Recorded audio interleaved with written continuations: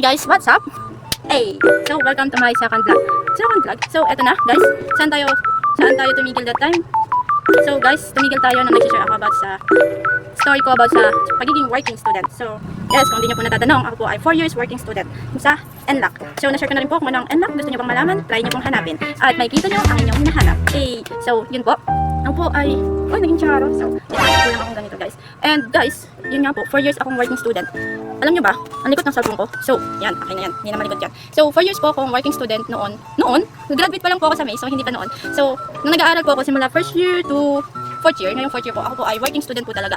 And kung tatanungin po ako saan po ako nag-work, ako po ay nag-work ako po ay nag-work bilang service crew sa McDo. Pero wag po kayong mag-alala, hindi naman po tumagal ng years, mga 6 months lang po. And also, naging assistant library po ako for almost 2 years and a half po ng semester. And naging cleaners din po ako sa grounds. Sabihin na po natin naging janitor po. And then naging caretaker po ng isang bahay for half years din po. And marami pa po akong sideline sa labas. Hindi lang po sa loob ng school at hindi lang po sa McDo. Kumukuha rin po ako ng mga, kunyari sa mga animal caretaker ng mga animals. Like, if meron silang mga birds na maliliit and then need nila ng magpapakain, ready to rescue po ako dito sa mga yon. And also sa mga caretaker din po sa bahay, kasama na rin po yun sa mga part-time job ko na kinukuha. And then kumikita po ako doon ng 500 pesos per week. Yeah, 3 times or 2 times po sa pagiging caretaker sa bahay, ang makukuha ko po doon is 500. And kung magpapakain naman po ako ng mga sa animal caretaker po, kumikita po ako doon ng 200 pesos per day. Per day po lang po yun. Kung wala po sila ng 3 days din po ako magpapakain, edi meron po ako 600 pesos. And para sa akin, pwede na po yun pang tawid gutom. And yun po yung tumustos sa akin while nag-aaral po ako. And also that ay nagtrabaho din po ako sa pagiging inventory po. Nag-inventory din ako that time. Inventory sa nursing building po. Sa nursing department naging po akong caretaker doon kasi hindi po caretaker. Nag-ano po ako doon, lagi po ako nag-inventory ng mga supplies nila, like sa mga clinical supplies nila. Ako po yung nag-aayos, mga catheter and yung other stuff po nila, ako rin po yung nag-aayos. And then mga gamot din po, ako din po yung nag-aayos. And yun po yung mga naging work ko during my 4 years course. And walaan nyo po kung anong kurso ko. Kung mawalaan nyo po, ibig sabihin nakinig po kayo sa first video ko. So, bibigyan ko po kayo ng 1, 2, 3, tinin. So, okay. So, ang kurso ko po ay BS Psychology. Wala po sa itsura, pero BS Psychology po ako. So, ano po ba ang may share ko sa BS Psychology? Hindi ko rin po alam. Wala po akong may share. Charot. Sige, mag-share po ako ng konti, pero nakalimutan ko na po. Okay, hindi, joke lang po yun. At yun po, BS Psychology po ako. And kung naitatanong niyo po, bakit ko po kinuha ang BS Psychology, hindi ko rin po alam. Siyempre, hindi ko rin po alam. Kayo alam niyo bakit kinuha yung kurso niyo? Sige nga, charot lang. So, siguro po, masasabi ko na after my 2 years in college, yung first year, second year, hindi ko pa po maintindihan kung ano po ang psychology. 2 years na po, second year na po ako that time, pero parang hindi ko pa na-feel yung pagiging psychology ko. And alam niyo yun, mayayain po kasi ako. Hindi lang po halata, charot. Hindi lang po halata, pero yun po ako, mayayain po ako and then tahimik lang din po ako. Sa personal po, pag po close na po, syempre, nawawala na po yung hiya and nagiging makapal na po yung mukha. Of course, kasali po yun sa buhay ng tao. And then, kayo po na nakikinig. Sasabihin ko po sa inyo, after 2 years, pagka 3rd year namin, nakita ko po yung beauty. Uy, talaga ba? Okay, nakita ko po yung beauty ng psychology major. Na nung time na kapag nalalaman nilang psychology ka, heartwarm. Okay, parang ano po, nakaka-warm ng pakiramdam na pag dinapitan ka ng tao tapos malalaman niya, psychology major ka, bigla na lang magiging extraordinary yung pag-uusap ninyo. Sharing, deep talks, alam niyo po yun. Yun po ang naranasan ko. And dun sa part na yun, dun ko po nagustuhan ang pagiging psychology major. Kaya gusto ko po siya sa buhay dahil po masaya pong maging psychology. Lahat po ng nag-iisip na mag-psychology major dyan, inaanyayaan ko po kayo sa NLAC, Northern Luzon Adventist College. Sa Pangasinan po. Tingnan niyo po sa page, sa Facebook page. I-try niyo po dyan. Sinasabi ko po sa inyo. Peace is peace. Yes! At ang kinagandaan ng po sa school namin is talagang founded po siya sa Christian community. Oh, Christian community. Yes po. More on Christian activity, which is makakatulong po sa inyo mag-meditate, mapalapit sa Panginoon, and higit sa lahat, maging totoo sa sarili. Ayan. And i-help ka rin nila, of course, na makapag-ready sa real life situation, which is, yun yung motto, to prefer the student, or I mean, yun yung pinaka-motto nila yung i-prefer yung mga students sa real life situation or sa reality ng buhay. So, hindi lang siya nakabase sa ACADS or sa mga pataasan ng grades. Tinitingnan din nila dito yung effort, yung alam mo yung sipag mo, yung pagtsatsaga mo, and then i-apply mo rin talaga sa real life situation. Hindi ka lang basta nakabase sa mga books, sa mga lessons, pupunta ka talaga sa labas at gagawin mo talaga siya as in. So, yun yung kinagandaan doon, guys. Kaya i-try nyo na kung gusto nyo masubukan na ma-enjoy ang college life ninyo. So, patalastas lang yan, guys, dahil doon ako nag-aral, masasabi kong wait lang, perfect ang Pangasinan or NLAC para sa inyo kung gusto niyo talaga ng ambience, nature ambience, napaka-nature ambience po talaga nun. And kung gusto niyo po, pwede po akong gumawa ng another video na kung saan ililibot ko po kayo sa school kung saan ako nanggaling. So, yun guys, so back to the story, naging Charo bigla. So, yun nga, doon ako nag-aral and naging akong working student for almost 4 years ng buhay ko. Naging akong crew member, naging akong, ano tawag dito, caretaker. Yung caretaker, tagalinis, librarian assistants, and other work pa na pwede mong pasukan. And as a working student, I learned something na, alam mo yun, gigisingin ka talaga. Gigisingin talaga yung diwa mo. Charot. So, gigisingin talaga yung diwa mo for you to develop a skill na hindi mo pa na-develop sa buhay mo, I think. Yes, and that is reality hits. Reality hits. Yes, yung reality check ng buhay, ipapakita talaga sa'yo. And doon ka rin magkakaroon ng mindset na kung saan importante pala ang kada oras. Okay. Time management is very important talaga sa pag-balance ng work school, 6-7, 6-7, and yun nga po. And that time, nung ako ay nagbabalance no, na parang 6-7, ako po ay nasa point ng buhay ko na saan kala ko nung una mahirap siya. Pero later on, habang tumatagal ka talaga sa gawain or sa mga ginagawa mo talaga, nawawala yung salitang hirap. Mas napapalitan yun ng opportunity. Okay? Parang, imbis na makita mong problem yung situation, nagiging siyang opportunity sa'yo para mas mag-grow ka pa. And yun yung kagandahan doon. Okay? Can opener ba? Kumbaga, ikaw yung lata, ako yung lata, and then yung situation, yung can opener, and then the can opener will open you like that, and then yung laman mo lalabas. And yun yung magiging small but terrible illustration ng pwede kong masabi sa inyo. So, yung mga beliefs na hindi mo kaya, magkakaroon ng reality check na hindi ko pala sa hindi kaya, kung hindi ko pala nasusubukan, kaya nasasabi kong hindi ko kaya. So yan po yung reality hits na mag-hit sa'yo kapag na-try mong maging working student. Kaya kung hindi ka working student, inaanyayahan kita na sumali saan? Sa grupo as a working student. Cheers! Joke lang po. Pero, syempre, kanya-kanya naman po tayo ng situation sa buhay. And meron pong reason ng Panginoon kung bakit tayo magiging working student or non-working student or kahit ano pa yung situation natin sa buhay. God's only knows kung ano nga ba yung dahilan para dyan. So, guys, ngayong oras na to, i-share ko na sa inyo kung anong nangyari nung ako ay magpapas na ng resume at cover letter ko. Okay, nagpa-print ako ng 5 resume. For your information, 5 resume dahil 5 behavioral therapy ang plano kong puntahan that time. And sa 5 resume ko na yun, wala po akong naipas kahit isa. Siguro kinuha lang po talaga. Kinuha nila. O hindi yun kinuha. Kung hindi sinabi, mag-pass na lang daw po ako sa mga email nila. So, yun, nag-pass po ako sa mga email nila. So, sa pag-pass ko sa email nila, kinausap lang po ako sa mga clinic nila na parang kamusta. Siyempre, parang in-entertain ako kasi nga, nandun tayo sa point ng, ano natin ng, alam niyo yun, parang bisita ka dun. So, kapag bisita ka, dapat i-entertain ka. So, hindi ka client, pero bisita ka dun. So, happy naman ako kasi napaka-welcoming ng vibes na talagang ipinakita yung pagiging behavioral therapist na more on understand. So, for resuming our story, yan na, nandito na tayo kasi kanina po is napaka-ingay talaga doon. So, nandito may electric fan ako dito. So, nasa isang kwarto ako dito sa bahay na kung saan ay gamit muna ako. So, guys, saan na tayo kanina? So, saan na ba tayo kanina? Nakalimutan ko. Resuming, yun nga po. Nagpass na nga po ako ng resume pero hindi natanggap. Pero pinakita pa rin po ng mga behavioral therapy center ang pagiging behavioral therapy nila. Nakikita niyo po yung warm, yung parang talagang welcome na welcome ka doon sa clinic nila. Kaya nga po, sana lang matanggap talaga ako doon. Kasi one of the best thing na pwede kong masabi na makapasok ako sa behavioral therapist at maumpisahan ko yung career na iniisip ko ngayong natapos ako ng psychology is the best part of my life. Kasi nga, nagamit mo na yung pinag-aralan mo, nakatulong ka pa sa iba at nagiging masaya ka pa sa ginagawa mo. So guys, kung hindi nyo may tatanong, paano ko ba nagustuhan yung behavioral psychology na yan? Ay, behavioral psychology. Yes, may behavioral psychology. But, ang pinag-usapan natin ngayon is behavioral therapist. So, ma-apply nyo pa rin po yung behavioral psychology sa behavioral therapist. Lalo na po sa mga batang nasa loob ng spectrum. Yan po. And also, naikwento ko na po ba sa inyo yun doon sa first vlog? So, kung hindi pa po, actually, yun naman po talaga yung plano ko. Di ba nga po? Na-share ko na. Pero, ang pinaka main point ko dito is, iba kasi sila sa ministry sa church. Although, may mga bata na makikitaan ka na parang pasok sa spectrum. Alam mo yun, yung makikitaan mo sila ng something different sa kanila. Pero hindi ko naman po inaano na sila ay pasaway or what. Pero ang sinasabi ko po sa inyo is nasa age po sila ng pagiging malikot, pagiging explorer, or pagiging talagang mataas po yung kanilang, alam niyo yun, pag-explore sa buhay. Parang gusto po nilang itry lahat. So, in that term or in that way, tingnan naman po natin yung point as a behavioral therapist. Siyempre po sa behavioral therapist, yung mga mga doon is mga batang pasok sa spectrum, which is autism na bata, na which is mga normal skills, motor skills na hindi nila magawa. And also, yung normal things na dapat hindi naman sila maiinis, pero sa kanila naiinis sila. Mabilis silang mag-tantrums, mabilis silang manakit. The way nilang express yung emotion nila is pag nagagalit sila, naiinis sila, napupuno sila, or nai-stress sila sa mga bagay-bagay na nasa paligid nila. The way nilang expression is iba sa tamang pag-express na dapat nilang gawin. Kung dapat ang gawin, kung sa edad nila ay bata pa sila, okay lang yung pag-iyak. Pero what if mga 11 years old na sila, 13 years old, hindi pa rin nila ma-handle yung sarili nila. So, yun yung mga nagiging problem ng mga batang pasok sa spectrum, di ba? So, isang part din ng behavioral psychology, kaya behavioral therapist, kaya gustong gusto ko siya kasi in a very young age ng bata na makikitaan mo na siya ng mga behavior na kailangan i-correct is maikukorek mo siya at magiging madali pa sa kanya yung pag-correct ng mga behavior na yun at magiging kang part nung journey ng bata sa pagbabago or dun sa pag-aayos ng behavior na meron siya. Yun yung naging parang the best part siguro ng pagiging behavioral therapist, di ba guys? So kaya gusto ko siya pasukan kasi nga dahil doon. And wala lang sa itsura pero nasa passion ko talaga ang pagtulong. Pagtulong. Talaga ba? So, meron nga kaming ginawa nun sa Riasec.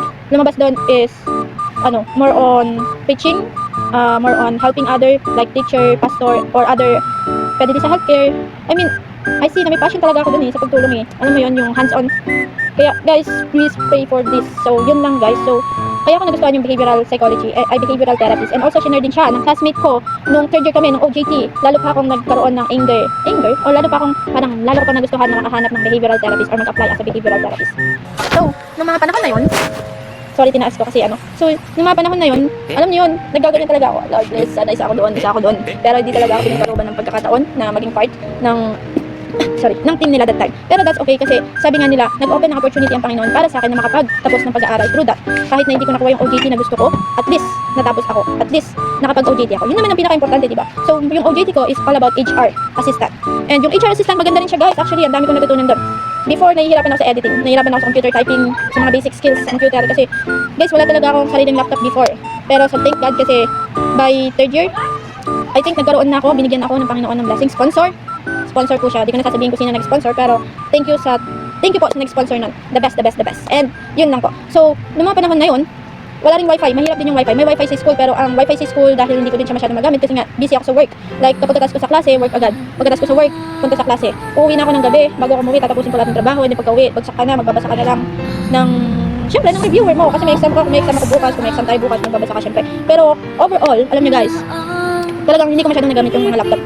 Ang dami naman. Nung laptop ko, kasi nga dahil sa time na hindi ko siya magamit. Pero, over time, habang tumatagal nga ako, nakikita ko yung importance, 6-7 ng time management. Kaya yung time management naging importante siya sa akin. Gumawa talaga ako ng planner ko na kung saan per oras dapat may nagagawa ako. Wala talaga dapat malampasan. So, meron akong practice dito, meron akong practice doon, meron akong speaking session, socializing session, time. Yan.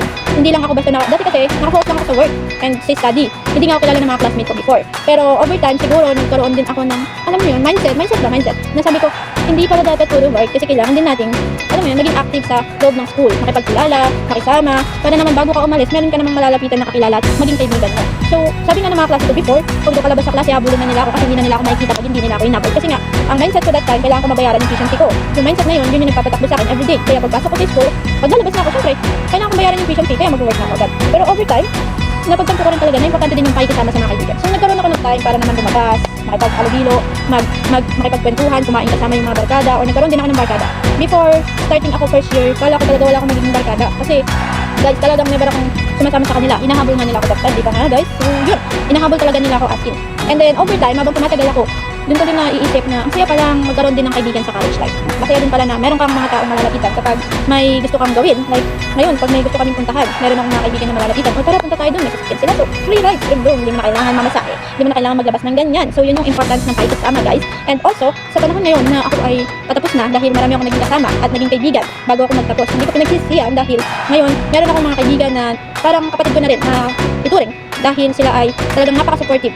Parang magkakaroon ka ng companionship na sige, kami yan, mga ganun sila. So, 3 points para sa'yo. So, yun. So, yun yung mga na-experience ko na kung saan masasabi natin napaka-perfect maranasan ng isang college student. Kaya kung working student ka dyan, wag mong palalampasin ng pakikisama sa mga kaibigan, sa mga klase mo, at sa mga teachers mo. At try mo pa rin makipaghalubilo sa kanila na nasa tama, syempre. Meron din ng time na dahil first time ko palang pakikisama, meron time na meron nakipag-usap sa akin, Diyos ko. That time, nakapag-usap siya sa akin. Nag-umpisa kami ng umaga, natapos kami ng gabi. Sinasabi ko sa inyo guys, ang tagal ng pag-uusap namin. Nakita ko ng classmate ko, nag-umpisa kami ng mga 3 p.m. Natapos kami ng 7 around 8 p.m. ng gabi. Tapos sabi niya sa akin, tinapik ako ng kaibigan kong babae. Kaklase ko na babae. Sir, kanina ka pa nandito. Hindi ka pa nakakauwi. Ibig sabihin, hindi mo pa nagawa yung assignment. Then, sinabihan ko siya, nagawa mo na ba? Oo, sabi niya ganun. So, sabi ng gumanon na ako kasi ang daming oras na nawala. So, yun lang guys, payo ko lang na alamin din natin yung limit ng pakikipag-usap pagdating sa mga pakikisama. Although nakikisama tayo, pero hindi lang naman sila yung ating focus. So, yun. So, later on, nung nakita ko niyo ulit ng kausap ko, talagang iniwasan ko na talaga. Tumagal yung usapan namin ng ganun katagal. Kung 3, 4, 5, 6, 7, 8, mga siguro 4 hours kami nag-usap or 5 hours kami nag-usap. Isipin yun, tagal noon. So, yun. So, that time, mas naging aware ako sa mga ganun. Natuto akong mag-cut off ng mga conversation, lalo na kapag mahaba na, pag nonsense naman na yung pinag-uusapan, hindi rin naman importante, or nakikisama ka lang naman sa isang circle, and then wala naman din kayong magandang gagawin, mas mabuti nang umalis. Hindi naman sa pagbabastos, or parang babastusin mo yung group na sinamahan mo, kung hindi parang, siguro, ano mo na lang sa sarili mo yun eh, parang, respect mo na lang din sa time mo, and alam mo rin naman na working student ka, so pag working student, wala talaga, kailangan talaga. And ngayong fourth year ako, syempre, last year na namin to, research na lang, revision na lang ng research, and naghanap na rin ako ng work, yun nga, sa behavioral therapist, na sana makahanap, dahil yun yung magiging first step ko for my experience, and later on, 10 years from now, maging professional behavioral therapist. Ang taas ng pangarap, diba? Hilahin natin yan, hilahin natin. Mali pala yun. Sungkitin pala natin, sungkitin. Yun ang tama. Hindi natin hihilahin pababa. Susungkitin natin. So, dahil gusto mo yan, sabihin nyo naman, pahirapan ko ang sarili ko. Yes, pahihirapan natin yung sarili natin. So, yung part na yun, although masaya siya, pakinggan, pero ito na ang so, yun yung pinakamahirap na part. Pinakamahirap ba? Hindi naman siya mahirap, pero dadaan ka sa point na pwede ka rin magkaroon ng depression talaga.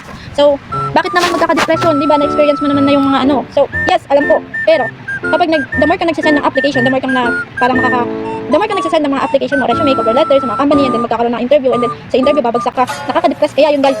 Sabihin nyo hindi, sige, hali kayo dito, sige, dito.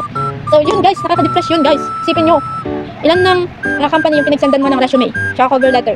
Sige, tapos ang pinagsendan ko, it's either HR position, yung mga fresh grad na tumatanggap, mga office staff na tumatanggap, kahit school staff pa yan, is mga freshman graduate yung hanap. Yun yung mga tinatarget ko, lahat ng freshman graduate yung tinatanggap, yun yung mga tinatarget ko, kasi non-experience pa ako. Kung meron akong work before, hindi pa talaga yung professional work na parang may pagmamalaki ko, kasi mga part-time job lang yun para lang matulungan yung sarili ko. Iba kasi, parang alam niyo yun, nagiging iba talaga yung buhay natin after ng college. Na-share bigla, di pa ako tapos guys, baka isipin nyo, tagal-tagal ko na para mag-share ng ganun, di pa ako thunders. Okay, bata pa ako. So, sinashare ko lang kasi, na-experience ko na siya ngayon. So, alam ko na, pag kayo din, yung future na manonood nito, pag kayo din, mararanasan nyo rin to, or depende na lang siguro sa mindset ninyo din siguro. O yung mindset nyo is magpahinga muna, wala naman kayo masyadong iniisip sa future nyo, like okay naman yung family nyo, pwede siya, okay, applicable siya. Pero siguro sa mga taong marami ding kailangan gawin, siguro normal lang din naman siguro na maka-experience ng mga ganun. Yung pagiging overthink, magkaroon ng depression, magka-anxiety, maging overthinker, normal lang yun. Kaya salute ako sa lahat ng college graduate yan na still lumalaban pa rin. Yeah, KKK, punitin ng, mali pala. KKK, punitin ng katipunan. Okay, so, yun guys, sinasabi ko sa inyo na laban lang tayo guys, kasi doon lang tayo makakuha ng experience. Kung hindi tayo lalaban, sino ang minasa? Charot, mali pala yung title. Mali pala yung lyrics ng kanta. So, sino ang lalaban? Wala. Naging baligtasan. So, yun nga. And, ngayon guys, yun lang naman yung ginagawa ko so far. Ito, kayong mga kinakausap ko ngayon. Hi, future followers. So, sa mga panahon na ito, ako po ay nasa liminal space talaga. Yes po. And wala po kayong magagawa. Hindi po ako pwedeng susunod. Kasi ako po ito eh. Gusto nyo, kayo dito. Sige, dito kayo. Sige, dito ako. So, yun nga. So, yun yung pinaka masasabi ko sa inyo. Allow yourself na masaktan. Ouch. So, allow yourself, ano daw? So, yun, allow yourself na parang maka-experience ng mga ganitong bagay. Kasi after that, magiging okay din naman yung lahat eh. Tingnan nyo, okay pa naman tayo ngayon, di ba? Humihinga, nagsasalita, nakashock pag minsan, charot. So, kasama yun, pero that's normal. Wala tayong dapat problemahin sa ganung part. So, wish me luck guys. And yun yung naging experience ko. Nagpas ako ng 5 resumes sa iba-ibang company sa behavioral therapist. And good news, 5/2, merong dalawang nag-chat sa akin. And yun yung assistant behavioral therapist, something like that. And yung isa is talagang behavioral therapist. Okay? And then dito sa dalawa, napakaganda ang opportunity nito. Matatanggap tayo. But please, so ganun tayo. But only God knows. Okay? Hindi naman tayo nagmamadali. God will provide. Luke 1:37, yun yung aking memory verse na pinangahawakan na God will provide and God will do the rest. Basta gawin mo yung part mo and then God will do the rest. Just trust in the Lord. Guys, so, yun. So, after ng 5 na yun, actually, nagpass ako, and nakuha ko yung mga yun. Nag-send sila sa akin ng link sa Google Docs. And yung Google Docs na yun, doon ako nagsagot. Siyempre, tanong, your name, full name, age, birthday, telephone number, ano pa ba? Billing ka bang mag house to house, mga ganun na work, or ganun na question. And then, of course, billing ako, and sinagot ko ng naayos, hopefully, and nagpass din ako ng resume through that again, and napakaganda kasi nung nakapag-pass ako, nakaka-relieve siya sa pakiramdam. Di pa naman yun, yung final, pero at least meron akong ginagawa step by step, okay? Hindi ako nag-escape. Paano ako mag-escape? So, walang escape, okay? Dumadaan ako sa process step by step, okay? So, hindi ako galit. So, and yun yung kagandahan siguro na may ginagawa ko sa buhay mo, hindi lang yung basta naghihintay lang tayo. And kung hindi man natin makuha kung ano yung gusto natin, siguro ang lesson na lang din doon, based sa mga experience ko, at least nagkaroon ka ng experience na ginawa mo yun. And may share mo sa kanila yung experience mo. And yung learning na, if God's naging gusto pa, kasi huwag naman hindi. So, yun nga, kung yung Panginoon talagang plano yun para sa'yo, and then, kahit anong gawin mo, kahit tumakbo ka pa, hindi naman yung lalayo sa'yo. Tulad ni Jonah, yung kinain ng malaking isda, di ba? tumakbo yun papunta sa Ninive. Pero ano nangyari sa kanya? Binalik pa rin siya ng Panginoon binalik pa rin siya ng Panginoon sa lugar na kung saan dapat nandun siya. So, ganun din tayo. Kahit anong gawin nating takbo yan, kahit magtago pa tayo sa pinakailalim ng dagat, guys, kakainin ka na isda para ibalik kung saan ka nararapat. So, alam niyo yun. Pero hindi rin naman sinasabi na dahil ganun, pag may na-experience ka na napangit sa buhay mo, pwede ka nang huminto. No, mali yun, guys. Kasi ang Panginoon natin, hindi naman siya ganun Okay, hindi naman siya ganun. Ang Panginoon natin, binigyan ka niya ng buhay para, alam yun, maging ano tayo, kapag, alam yun, parang may task niya tayo. Meron yung verse na nagsasabi na, hindi ka niya binuhay, or about yun sa part na parang hindi ka niya i-harm. Hindi niya purpose na i-harm ka, hindi i-prosper ka pa. So, pagpalain ka niya, yun yung pinaka-plano niya sa'yo. So, magtiwala lang tayo sa kanya, have faith kay God, and everything will be perfect. Kaya ngayon, alam ko ba? May alam ba ako? Sa tingin niyo may alam ako? Wala ka rin alam. So, pareho tayong walang alam. So, ang gagawin lang natin, do our best. Magsulat ng resume, maggawa ng cover letter, mag-pass. And pagdating ng interview, give it a shot, ibigay mo yung best mo. And if not, na-accept, edi thank you Lord, at least meron akong experience. And then, another experience, natanggap pa, and thank you Lord. Basta yung faith and yung belief natin is nasa Panginoon, yun yung pinaka-the best part. So, yun lang guys ang may share ko ngayon na yun nga, nakapag-pass na ako. At naging maganda rin naman yung pag-pass ko sa walk-in na pinaplano ko. And maganda rin naman yung naging response sa akin ng mga pinagsendan ko sa email. And also, meron din pala akong tinatawag dito. Meron din sana akong interview ngayon sa behavioral therapist. Kaso nga lang, hindi lang ako natuloy kasi masyadong malayo. And hindi na rin siya kaya ng aking money puntahan. Pero naghanap ako ng way kung paano siya mapuntahan. Pero na-end up ako sa part na kung saan, okay, hindi ko na muna siya pupuntahan and then I pray to God. Kung meron akong problem, ako na yun. Ako talaga yun. Hindi talaga yung guys. So, yun yung ginawa ko guys. Sa week na to guys. Yun yung ginagawa ko talaga. Nagpapas ng resume. And, hindi na rin pala naitatanong guys. Wala pa akong likes, wala pa akong followers. Pero, guys, nag-affiliate ako ngayon sa TikTok. Kung gusto nyo makita yung TikTok ko, lalagay ko yung name mamaya dito. Hindi ko pa alam kung paano maglagay yung links. Hindi ko pa alam kung paano ayusin yung mga yun. Pero soon, kapag meron na, sasabihin ko sa next video ko na nasa link, nasa bio links. Ay, shish, ang ganda na guys. So, sa mga oras na to guys, kung gusto nyo ng kwento about sa mga experience ko before sa pagiging working student, pwede nyo akong tanungin guys. Pwede ko rin i-share sa inyo. And also, kung ano yung magiging life updates nito after ng pagbasa ko or after ng mga interview ko sa behavioral therapist. And yun lang guys. Hopefully, meron kayo natutunan today. And see you on my next vlog. Vlog. Ano ba tama? Vlog. Okay. See you on my next vlog guys. Bye-bye. Shing!